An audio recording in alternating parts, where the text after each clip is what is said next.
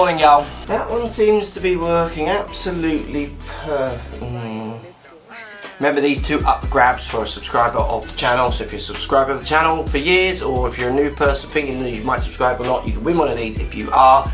Two up for grabs, Europe and Team America putt outs. Going to do a swing today, but we're going to actually look at today's swing in a way that hopefully will help a lot of people. We're going to talk strike today because this player swings the club quite well. He complains of hitting blocks, block cuts and massive toe hits, and you can see this shot here actually is a really big toe strike. So if we bring him down into impact, you can see what happens to the club here as it comes through. Look at the twist on the face. This ball starts right, looks like it's going to stay right.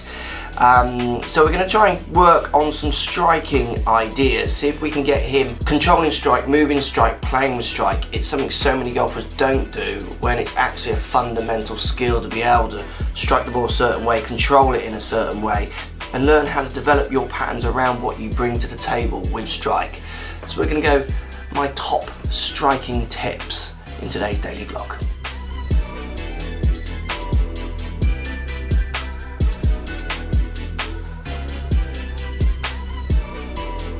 So when it comes to strike, the first thing you've got to be really aware of is where you strike it, where you actually hit it on the face. Which part of the club do you connect with more than not? You'll be amazed how many people don't know where they strike it on the face. If you don't know which part of the face you strike with, so if you're hitting a consistent spot, if you always hit in the middle and you then just miss on one side, if you dot it all over, you ain't gonna know which video to watch, which one applies to you, which tip to use.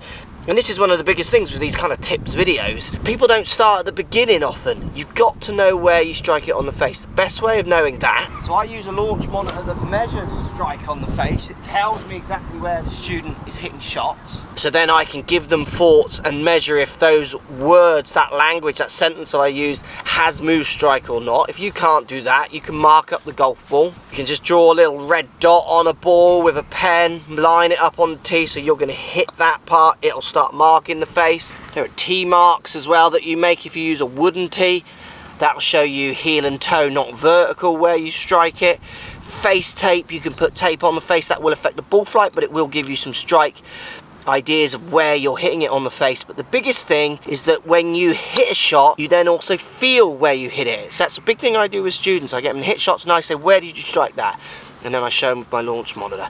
And they hit another one, you know, it cuts or it draws, it goes too high, too low. And I'm straight in there with that first question, where did you strike that? Because if you're going to work shapes of shots in, missing short and long, and you're not working where you struck it on the face in, then you're wasting your time. You're literally wasting your time trying to get into a position that might not be relevant. Knowing where you hit is a skill. How to then control that and move that. Let's do some more tips.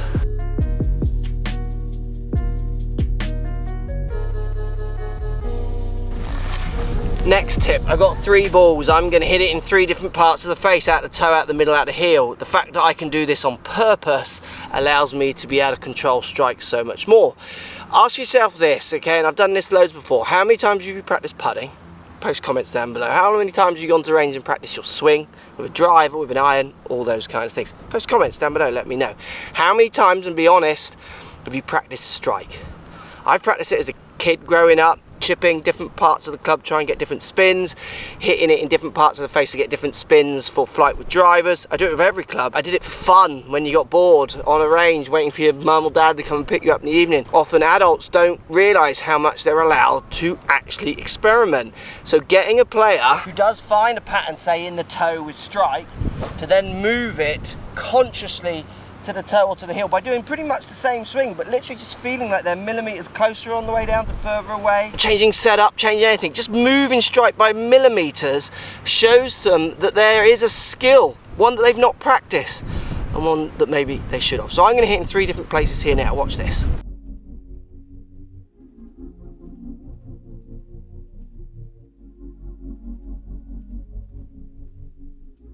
So 3 different strikes. First one was more middly. Last one, I don't know if you're seeing that there, was heely, and the second one I tried to catch out the toe.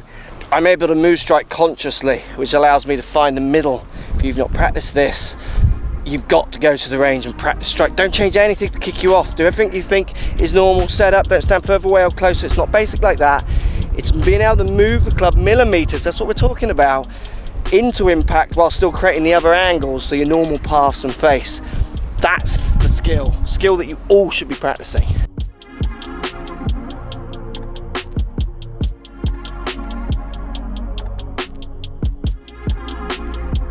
I'm just testing some clubs out here today, so why you're going to see a different iron in my hand for anyone who's wondering. Strike, iron and wood, this applies. I want you to try and play with some different club paths, so feel like you're swinging more in and then out. See where that pushes your strike. Hit more what you feel out to in cut swings. See what that does to your strike. Does it promote different strike patterns? High, low, toe, heel. If it does, you can work with those. You've got to be able to find the best way to find the middle of the bat and keep it functional. So you'll be amazed the amount of people I've said, right, let's just try and get that club path moving a little bit further right. So let's say they're 2 out to in and we try to get it 3 in, 2 out. 5 degrees move of club path, whichever way we do it, dropping down, swinging out, whatever the swing foot is, and then strike moves. It just falls into place. And I don't mean by that, oh, because they're now in to out. It could be out to in equally. What you do is you find their comfort zone of where they like to find the middle, because people have their preferred set of delivery numbers. They can change over time, but often there's a default that they run back to, and that's where their strike is. And some people get so lost in finding those perfect positions, backswing, turning their hips, watching all those kind of rubbish ideas, and then they forget that actually they struck it better when they just hit from in to out and did it the big high bombing jaw, even though some of them slightly over jaw. That's where their strike was.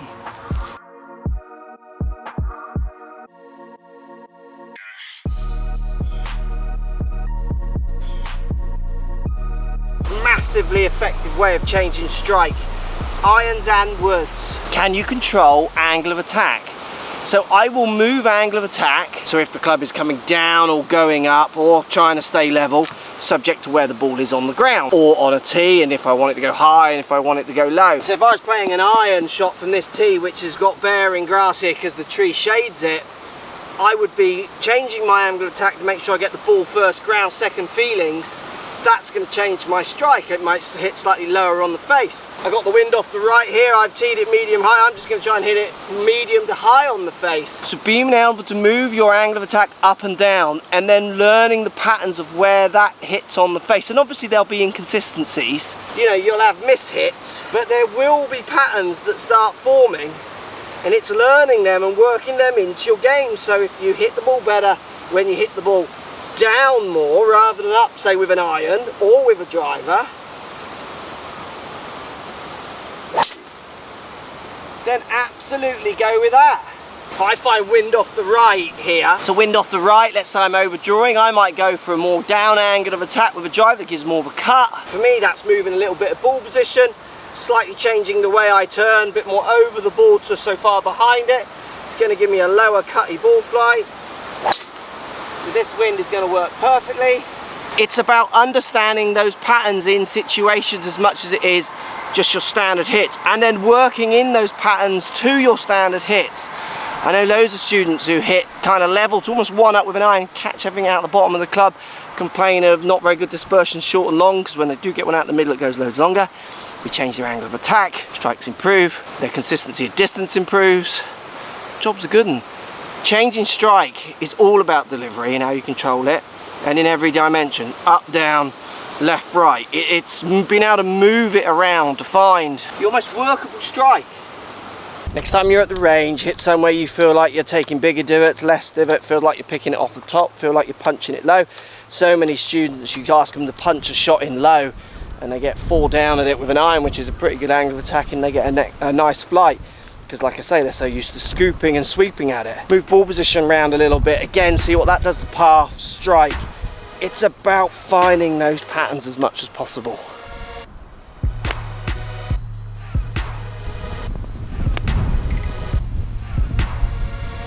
And my last tip, and this is possibly the most important one, is there's no one tip. What happens with things like strike is it's dynamic, it moves over time, it can move from week to week, from day to day, from month to month. It's about you being dynamic enough to move with it. Strike rules. It rules everything that happens. It rules where the ball starts, the spins you put on it, the launches, what distance it goes. It's everything in golf. And something that important has to be dynamic. It's what keeps us coming back for more. It's actually one of the biggest variables where, yet, hopefully I made it clear earlier on in the video, in the comment section will show us that it's just a part of the game lots of people don't kind of practice. And what will be interesting as well is I know lots of people will be clicking on this video wanting these top 5 tips, these things that they can just, like you say, you do A, you do B, and then you get to C. But it totally doesn't work like that. Hopefully you can see from the ideas I've given you is it's all on you. It's all on your ability and your idea to really explore how strike is this dynamic, moving thing, and exploring your creativity with your practice, with your play. You know, it's about being as dynamic on the golf course as well. So like when things start going wrong, can you change your aim to compensate for the strike you're getting, or can you change the strike? And again, there's no right or wrong answer. It's about making it work for you. Post comments down below, let me know if this helps. I'd love to hear. Thanks for watching as always. This guy's got a decent swing. I want him to play with strikes. Hopefully he'll comment in the comment section and let us know if this makes sense, and also once he's tried it to see what it does. Remember, these two stood up for grabs, so if you're not subscribed already, hit the subscribe button. You got a chance of winning. There'll be 2 winners come next Monday. Thanks all for watching. That was windy out there today as well, and there's another variable, isn't it? My strike in the wind with a putt, with a chip, with a driver, it's going to vary. It's dynamic. It's not as simple as YouTube or having your videos in a nice orderly way so people can find it. It's a dynamic sport.